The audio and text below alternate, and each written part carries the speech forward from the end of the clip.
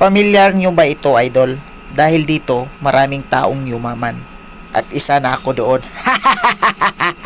Ngayon mga idol, pinalinis yung mga tambakan dito sa scrap at dahan-dahan dito nilagay sa basket para malinis at ikarga ito sa sasakyan para madala sa warehouse.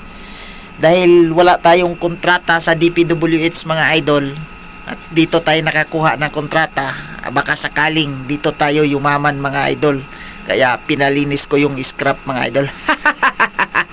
Actually mga idol, hindi to sa akin baka mamaya mag-comment kayo na nag-ano ko ng mga scrap. Ito ay pag-aari ng kumpanya at ito'y pinalinis para malinis rito sa mga tambakan ng scrap at madala na sa warehouse mga idol.